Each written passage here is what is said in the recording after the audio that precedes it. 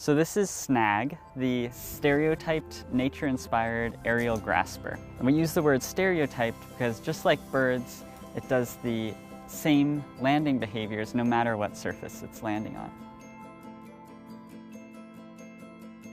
The legs and feet were inspired by peregrine falcons. Just like birds, it has 2 legs that can move independently.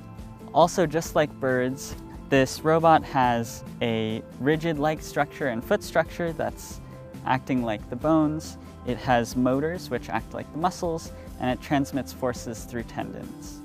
So once the robot hits the perch, the accelerometer in the foot lets the robot know that it's made impact and that it should initiate its balancing process.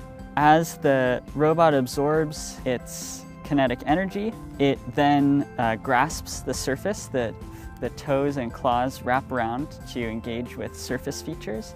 And then the robot can use its balancing algorithm to balance itself over the top of the perch and remain stable.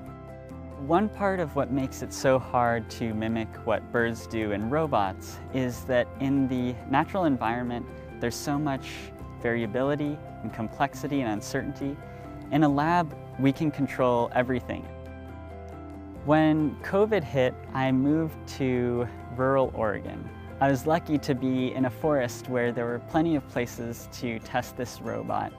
In a forest, you can encounter branches that are wet or dry. They might be smooth or rough. Some branches have branches branching off of them, and so a robot that can be successful in those types of environments must be able to handle a huge variability. Most of the structure on this robot is 3D printed. What's especially cool about that is that a lot of these mechanisms are printed in place. That means that a whole foot segment and a whole leg segment can be printed out in one print, and right off the printer they have all the joints built in. They have all these components moving together. We can rapidly iterate to make these different mechanisms work really well together.